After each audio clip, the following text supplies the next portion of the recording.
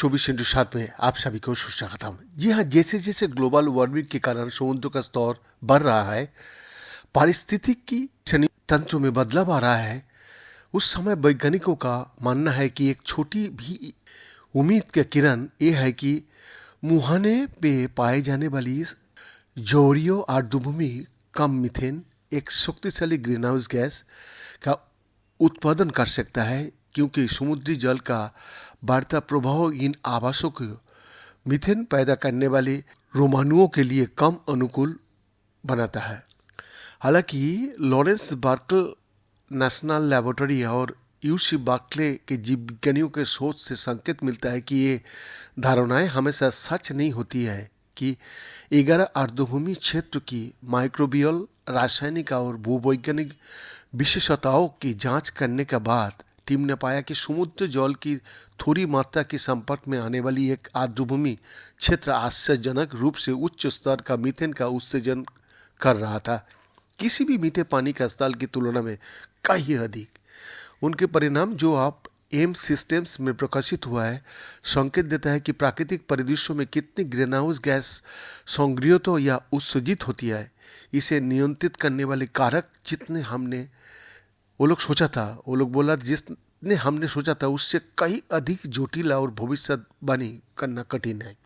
Berkeley lab की पर्यावरण genomics और निर्देशक वरिष्ठ लेखक सुजना ट्रीज ने कहा, हमने देखा कि मीथेन बनाने वाले जीव कितनी मिथेनोजेन इन साइटों पर मिट्टी में मौजूद और ये मीथेन की मात्रा के साथ वास्तव में अच्छी तरह से सहसंबद्ध नहीं था। सिस्टम जीव विज्ञान प्रभाव और यहाँ तक कि अगर आप मिथेन ट्रॉक्स की मात्रा को देखते हो तो जीव जो मिथेनोजेन के साथ संयोजन में मीथेन खाते हैं वो इस पूरी तरह से स्पष्ट नहीं करता। ट्रिंच और उनके सहयोगी ने 11 साइटों से मिट्टी के नमूना लिया और नमूना में पाए गए बैक्टीरिया, वायरस और कवक सहित जीवों की डीएनए का विश्लेषण करने के लिए उच्च ध्रुपद अनुक्रमण का उपयोग किया। उन्होंने जांच की कि कौन से जीन अनुक्रमों में मौजूद थे और उन्हें ज्ञात कार्यों के लिए मैप किया गया था। उदाहरण के लिए नाइट्रोजन का चयापचय में शामिल होने वाली जीन या बैक्टीरिया से जीन की पहचान करना जो श्वसन के दौरान सल्फेट का उपयोग करता है। फिर उन्होंने ये मॉडल बनाने के लिए काम किया कि कैसे उन्हें मिली आनुवंशिक जानकारी मिट्टी और पानी में रासायनिक कारकों के साथ मिलकर उनके द्वारा देखे गए मीथेन उत्सर्जन का परिणाम हो सकता है।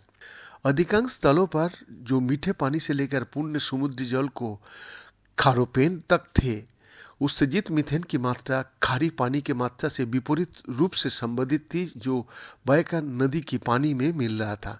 लेकिन एक स्थान पर जिसे 2010 में पशुओं के चरणों के लिए मौसमी घास वाले चारागाहों से वापस उसके मूल आर्द्रभूमि निवास स्थान पर बहाल किया गया था, तब टीम ने खारे पानी के मध्यम मात्रा की बावजूद उच्च मीथेन उत्सर्जन देखा। समुद्री जल में ताजे पानी के तुलना में अधिक सल्फर और ऑक्सीजन युक्त एक आयन होता है, जिससे ये धारणा बनती है कि इन वातावरणों में समुद्री जल की प्रभाव में वृद्धि से मीथेन का उत्पादन कम होगा, क्योंकि सेलुलर ऊर्जा बनाने के लिए CO2 का उपयोग करने वाली मिथेनोजेन बैक्टीरिया से प्रतिस्पर्धा कर रहा है। इसके स्थान पर सल्फेट का प्रयोग करें।